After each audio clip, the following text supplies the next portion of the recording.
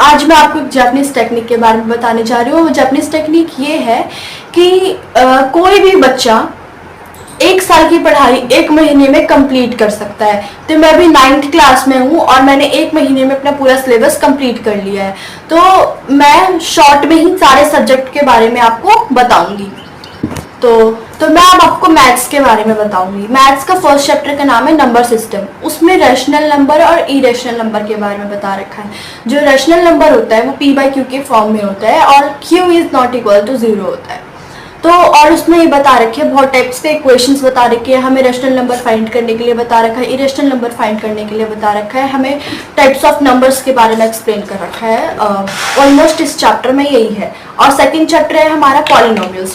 Polynomials chapter में हमारे जैसे कि वेरिएबल्स के बारे में बताया, जैसे A to Z हमारे जितने भी अल्फाबेट्स होते हैं हम उसको वेरिएबल्स कहते हैं। उस पर एक्सप्लेन कर रखा है, आइडेंटिटीज दे रखी है उसमें, और उसके आइडेंटिटीज के ऊपर हमें क्वेश्चन सॉल्व करने को दे रखा है। ये है इसमें ऑलमोस्ट।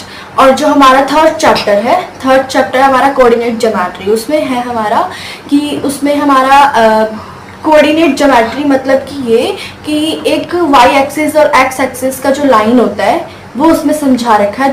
दो टाइप्स के लाइंस होते हैं, y एक्सिस और x एक्सिस। तो उसको हमें वहाँ पर कोऑर्डिनेट बनाना होता है। ये है उसमें पूरा एक्सप्लेन कर रखा है। उस पर क्वेश्चंस है और उसमें क्वेश्चंस भी बनाने होते हैं उसके ऊपर। और हमारा अब मैं आपको लीनियर इक्वेशन इन 2 वेरिएबल्स के बारे में बताऊंगी इस चैप्टर के बारे में। इस चैप्टर में भी इक्वेशंस दे रखे हैं, उसमें सॉल्यूशन बनाने के लिए दे रखे हैं। जैसे कि मैंने आपको बताया अभी कोऑर्डिनेट के बारे में बताया, पिछले चैप्टर में y एक्सिस x एक्सिस के बारे में बताया। तो उन सब लाइंस पे हमें कोऑर्डिनेट बनाना होता है और फाइंड करने के लिए देना होता है कि हमें और सॉल्यूशन फाइंड करके दिखाओ। तो उसमें हमें 2 सॉल्यूशन, जैसे चैप्टर का नाम ही है लीनियर इक्वेशन इन 2 वेरिएबल्स। तो इसमें लीनियर इक्वेशन और 2 वेरिएबल्स और उस टाइप के सॉल्यूशन को फाइंड करना होता है। फिर उसमें वैल्यू पुट करके हमें x एक्सिस और y एक्सिस पे पुट करना होता है। ये है उस चैप्टर में। और हमारा 5th चैप्टर है इंट्रोडक्शन टू इलूसिड ज्योमेट्री। उसमें हमारे जितने भी लाइंस हो गए, एंगल्स हो गए, उसके बारे में एक्सप्लेन कर रखा है, जितने भी टाइप के होते हैं, जैसे कि कॉम्प्लीमेंट्री एंगल, सप्लीमेंट्री एंगल, इन सब के बारे में एक्सप्लेन कर रखा है। और जो इसका जो 6th चैप्टर है वो 6th चैप्टर है हमारा लाइंस एंड एंगल। उस चैप्टर में ये दे रखा है कि जो हमारा लाइंस एंड एंगल्स के बारे में बता रखा है, जैसे कि जो हमारे जितने भी टाइप्स के जो एंगल्स होते हैं वो कितने डिग्री के होते हैं। उसमें 180 डिग्री, 360 डिग्री, उसका इंटीरियर एंगल, एक्सटीरियर एंगल सब एक्सप्लेन कर रखा है। और उस पर भी हमें इधर की वैल्यू फाइंड करो, मतलब एक्सटीरियर वैल्यू फाइंड करो, इंटीरियर वैल्यू फाइंड करो, ऐसे करके उसमें इक्वेशंस दे रखे हैं। तो अब मैं आपको बताऊंगी 7 चैप्टर के बारे में। 7 चैप्टर का नाम है ट्राइंगल। उसमें हमें ट्राइंगल्स के बारे में एक्सप्लेन कर रखा है, उसकी प्रॉपर्टी एक्सप्लेन कर रखी है कि जो उसका इंटीरियर एक्सटीरियर होता है, उसका इंटीरियर एंगल जो होता है वो 180 डिग्री का होता है, जो एक्सटीरियर होता है 360 डिग्री का होता है।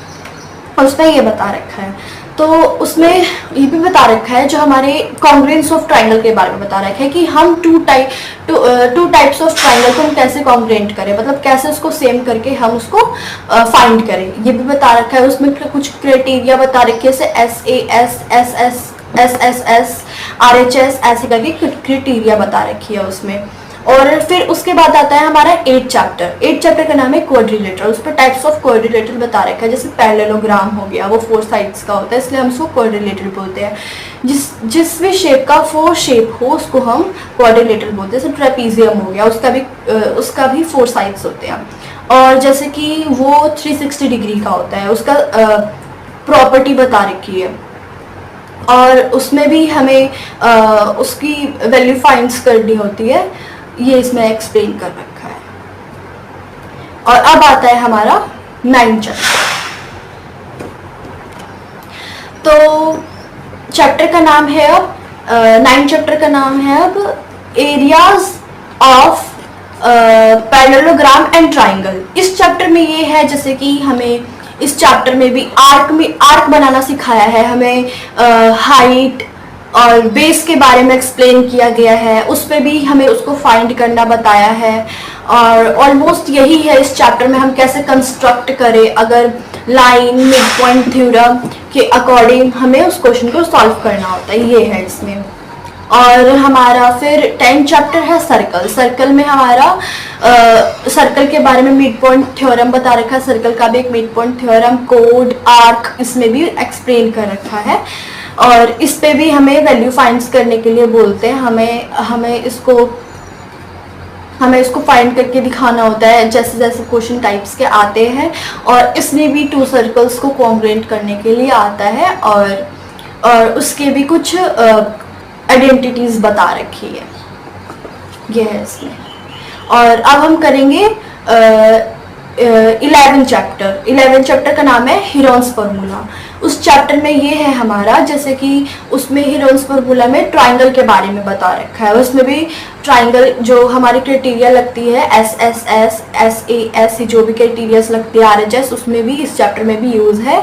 और इसका एक मेन फार्मूला होता है जो हीरोन्स फार्मूला होता है। इसमें ब्रैकेट में होता है S, बाहर S, फिर अंदर में S, ब्रैकेट में S -A, फिर दूसरे ब्रैकेट में S -B, फिर तीसरे ब्रैकेट में S-C, ऐसे करके इसका एक आइडेंटिटी होता है।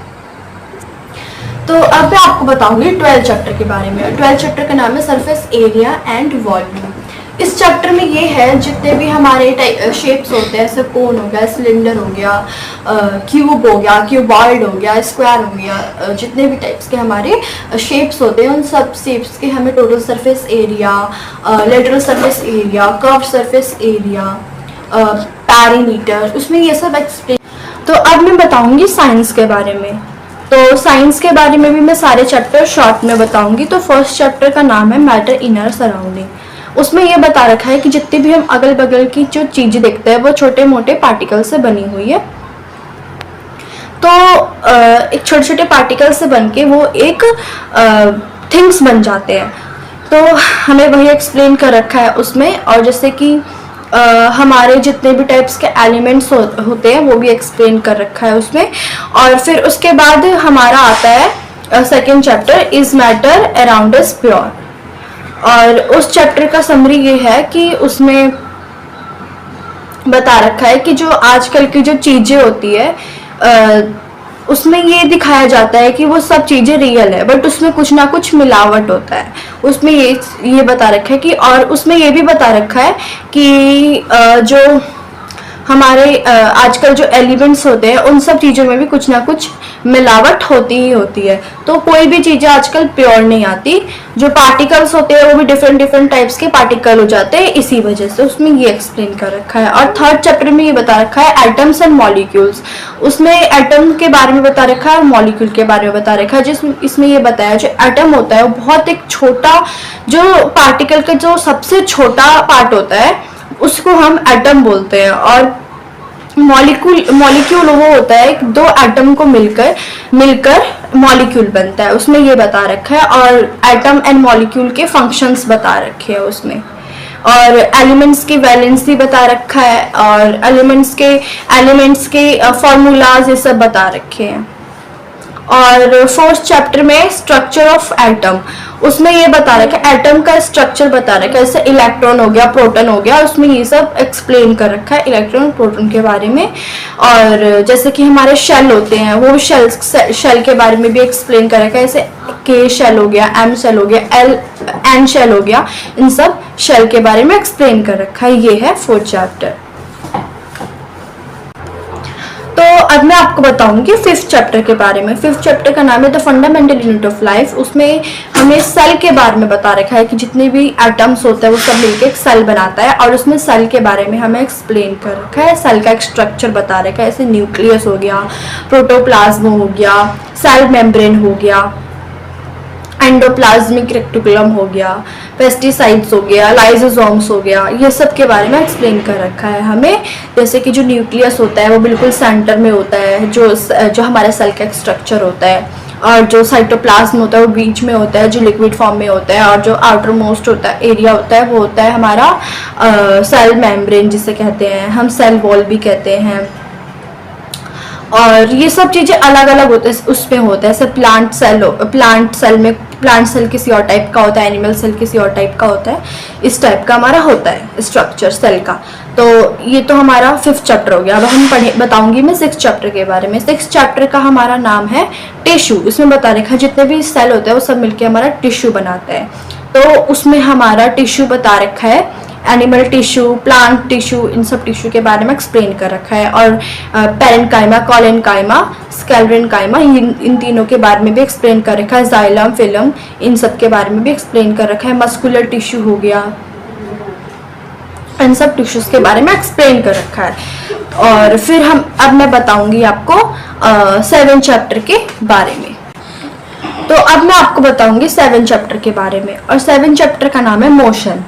उसमें ये बता रखा है कि जब कोई भी चीज कंटिन्यूसली जब मूव करती है तो हम उसको मोशन कहते हैं, इसमें ये बता रखा है। और जैसे कि उसमें final velocity, initial velocity, acceleration, ये सब एक्सप्लेन कर रखा है और उसके अकॉर्डिंग हमारा फॉर्मूलाज दे रखे हैं। और फिर आता है हमारा 8th चैप्टर। उसमें बता रखा है उसमें लॉज बता रखे हैं मोशंस के। और उसमें ये बता रखा है जो फोर्स होता है, मतलब जब कोई भी चीज़ जब मोशन पे रहती है तो कोई भी जब चीज़ मोशन पे रहती है तो एक फोर्स लगता है उनके बीच। तो वो सब फोर्स के बारे में एक्सप्लेन कर रखा है और सारे लॉज बता रखे हैं। उसमें भी वेलोसिटी के बारे में, एक्सेलरेशन और इन सब चीज़ों के बारे में एक्सप्लेन कर रखा है। इसके अकॉर्डिंग हमारे फॉर्मूलाज दे रखे हैं, ये है इसमें मेन। और फिर आता है हमारा 9th चैप्टर, ग्रेविटेशन। ग्रेविटेशन में बता रखा है कि उसमें प्रेशर बता रखा है, फोर्स बता रखा है, थ्रस्ट बता रखा है, इन सब चीज़ों के बारे में बता रखा है। और जैसे कि ये बता रखा है जो ग्रेविटेशन होती है, ग्रेविटेशन मतलब जब कोई भी चीज़ एक दूसरे में अट्रैक्ट होती है, कोई भी चीज़ स्टेबल है एक जगह पर, तो ये सब ग्रेविटेशन की वजह से होता है। और ग्रेविटेशन के लॉज बता रखे हैं, इसमें ये है। तो अब मैं आपको बताऊंगी 10th चैप्टर के बारे में। 10th चैप्टर का नाम है वर्क एंड एनर्जी। उसमें बता रखा है हमारे वर्क के बारे में एक्सप्लेन कर रखा है और एनर्जी के बारे में एक्सप्लेन कर रखा है। और इसमें काइनेटिक एनर्जी, पोटेंशियल एनर्जी और जैसे कि डिस्प्लेसमेंट, ये सब एक्सप्लेन कर रखा है। उसके ऊपर हमारे फॉर्मूलाज दे रखे, क्वेश्चन दे रखे, यही है इसमें मेन। और फिर आता है हमारा 11th चैप्टर। 11th चैप्टर में हमारा साउंड दे रखा है। साउंड में साउंड ये बता रखा है, उसमें हर्ट्स होता है, साउंड हमारा कितने दूर तक ट्रेवल करता है, हम कितना तेज बोलते हैं हमारे ऊपर डिपेंड होता है कि हम जितना तेज बोलेंगे उतना दूर तक हम सुन पाएंगे, मतलब हमारी उतनी दूर तक हमारी आवाज़ पहुंचती है। फिर एक होता है हमारा वॉइस होता है, हमारी पीच होती है, इन सब के बारे में एक्सप्लेन कर रखा है साउंड चैप्टर में। और फिर आता है हमारा 12th चैप्टर। उसमें हमारा चैप्टर का नाम है व्हाई डू वी फील इल। तो उसमें बता रखा है जैसे कि हमारी जब ग्रोथिंग होती है तो हमें किस टाइप का फील होता है, इन सब के बारे में मेनली इसमें एक्सप्लेन कर रखा है। फिर आता है हमारा 13th चैप्टर। तो 13th चैप्टर का नाम है नेचुरल रिसोर्सेज। नेचुरल रिसोर्सेज में ये है जैसे कि हमारा रेन हो गया, हमारी बायोस्फीयर हो गया, हमें मतलब जिस टाइप के भी हमारा जो नेचर का जो प्रोडक्ट होता है उसमें नेचुरल रिसोर्सेज में ये हमारा मेनली एक्सप्लेन कर रखा है। फिर हमारा आता है फूड रिसोर्सेज, हमारा 14th चैप्टर। उसमें ये बता रखा है फूड रिसोर्सेज के बारे में, जैसे कि आजकल जितने भी जो हमारे टाइप से ग्रेन्स होते हैं, फिर जो हमारी जो सीड्स होती है, तो ऐसे बहुत जो चीज़ें होती है, हमारी जो फसल होती है वो ख़राब हो जाती है, तो उनके लिए न्यू सीड्स एंड जैसे कि दवाई बनाते हैं जिससे कि हमारे ख़राब ना हो, हमारे फसल ग्रेन्स ख़राब ना हो। तो इन सब चीज़ों की ग्रोथिंग हो रखी है, ये है इसमें इम्प्रूवमेंट इन फूड रिसोर्सेज में मेन यही बता रखा है। बस तो मैंने साइंस का बता दिया, शॉर्ट में यही था। तो मैं अब आपको बताऊंगी हिंदी के बारे में, शॉर्ट में एक्सप्लेन करूंगी। तो फर्स्ट चैप्टर का नाम है इस जल प्रलय में। इसमें बता रखा है कि एक गांव था और उस गांव में मतलब कभी भी जल प्रलय नहीं आया था, बाकी जो दूर दूर के जो शहर थे उसमें जल प्रलय आ रखा था। तो एक बार क्या हुआ कि उस गांव में भी आने का डर हो गया जल प्रलय। फिर लोगों ने क्या किया, और उस जल प्रलय से बचने के लिए अपने घर में चीज़ें स्टोर करने लग गए, जैसे कि माचिस की तिल्ली, लकड़ियाँ, ये सब चीज़ें, मोमबत्ती, ये सब चीज़ें एक्सप्लेन करने, अपने खाने पीने की चीज़ें मतलब स्टोर करने लग गए। ये है इसमें फर्स्ट चैप्टर में मेन। और सेकंड चैप्टर है हमारा मेरे संग की औरतें। इस चैप्टर की कहानी ये है कि जो इसमें जो लेखक है, लेखक ये कह रही है कि जो उनके साथ की जो औरतें थी उनको पढ़ाया लिखाया नहीं जाता था, उनकी जल्दी मतलब शादी कर दिया जाता था। मतलब पहले का रूल, मतलब पहले में यही होता था, लड़कियों के साथ ऐसा बिहेव हुआ करता था। तो पर उनका कुछ और ही मूड था, वो बिल्कुल पढ़ी लिखी बनना चाहती थी और उन्होंने भी ऐसा ही किया और उन्होंने बहुत एजुकेटेड बनी। और फिर उन्होंने ये रूल्स को भी चेंज किया और इस पर एक पूरी समरी लिख डाली अपने बचपन की, कि बचपन में क्या किया हुआ, जब छोटी थी तो क्या किया हुआ होता था औरतों के साथ, ये बताया। और फिर है हमारा थर्ड चैप्टर, रीढ़ की हड्डी। उस चैप्टर में ये है रीढ़ की हड्डी में कि उसमें एक लड़की होती है, वो कि बहुत एजुकेटेड होती है और उसकी शादी के लिए लड़का देख रहे होते हैं। तो उसकी जिस लड़के से शादी हो रही होती है, तो उसके रीढ़ की हड्डी ही मुड़ी हुई होती है। तो जिससे कि उसमें ये बता रखा है कि जो लड़का है उसकी जो नेचर है वो बिल्कुल अच्छा नहीं है उस रीढ़ की हड्डी से, ये बताया गया है। मैंने आपको शॉर्ट में बता दिया ये स्टोरी। और फिर है हमारा फोर्थ चैप्टर का नाम है माटी वाली में ये है कि एक शहर था, मतलब एक गांव था और उस गांव में एक माटी वाली रहती थी जो लाल मिट्टी को बेचती थी लोगों की, जो घर में लिपाई करने में काम आती है, चूल्हा लिपाई करने में काम आती है। तो वो बहुत एक प्रसिद्ध थी, मतलब उस पूरे गांव में, तो लोग उसी से लाल मिट्टी लिया करते थे। और तो यही है इस चैप्टर में मेन। और फिर आता है हमारा फिफ्थ चैप्टर, जब मैं हिंदी में आया, ये नाम है इस फिफ्थ चैप्टर का। इसमें ये है कि एक लड़का होता है जो गांव से एक दिल्ली में जाता है एक पेंटिंग सीखने के लिए, और वो एक राइटर भी होता है, बट उसे कभी लगा नहीं था कि वो बहुत बड़ा राइटर बन जाएगा। मेन यही स्टोरी है उसके सक्सेस पे फिफ्थ चैप्टर में। तो बस यही है हिंदी में, फिर कंप्लीट। तो अब हम करेंगे इंग्लिश का, मैं शॉर्ट में बताऊंगी अब आपको।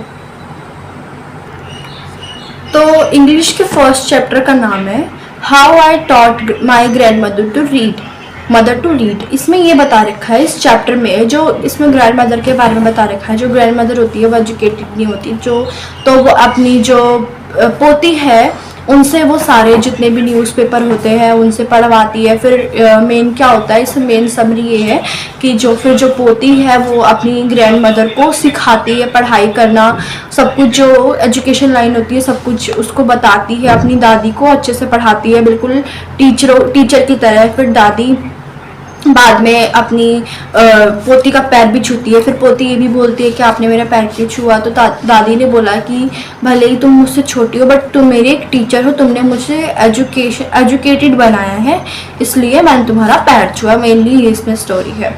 और दूसरी स्टोरी है द डॉग नेम ड्यूक। तो इस स्टोरी में ये है कि एक डॉग होता है, उसका नाम ड्यूक होता है और उसकी एक मालकिन होती है। और उसमें बता रखा है जो डॉग होता है उसको बिल्कुल एक किंग की तरह ट्रीट किया जाता है। मतलब उसके लिए अलग अलग ड्रेसेस, अलग अलग खाने पीने के सामान, मतलब बिल्कुल वो बहुत खाने पीने में, उसकी हर चीज़ में उसकी जो मालकिन थी उससे केयर करती थी। तो एक दिन वो बीमार पड़ गया, बहुत ज़्यादा फैटी हो गया, बीमार पड़ गया। फिर डॉक्टर को बुलाया, फिर वो हॉस्पिटल में एडमिट हुआ। फिर वो हॉस्पिटल में जाके उसको बहुत दिन तक खाना पीना नहीं खिलाया, तो वो थोड़ा सुधर गया और डॉग्स की तरह हो गया वो। फिर वो घर पे आया, फिर वो ठीक हो गया बिल्कुल। मेनली ये स्टोरी है इसमें। और फिर आता है हमारा थर्ड चैप्टर। इसमें ये है a man who knew too much. इसमें ये इस चैप्टर का नाम है थर्ड चैप्टर। और इस चैप्टर की स्टोरी ये है थर्ड चैप्टर की कि जो एक मैन होता है उसको हम प्राइवेट क्लच बोलते हैं सब, और वो पढ़ने में ना बहुत ही ज़्यादा इंटेलिजेंट होता है। और बट उसमें ना एक टाइप का एटीट्यूड होता है कि वो सबसे ज़्यादा जानता है, अपनी क्लास में सबसे ज़्यादा जानता है। मतलब एक आर्मी की सोल्जर्स की तैयारी हो रही थी, तो उसमें ना उसे कैंप लगा रहता है, तो जितने भी और भी जो बच्चे थे वो सुबह से जब पढ़ने जाया करते थे तो सबसे ज़्यादा उसी का रिप्लाई आता था पढ़ाई लिखाई में। तो सब स्टूडेंट को बोलने भी नहीं देता था, यहाँ तक कि टीचर को भी नहीं बोलने देता था।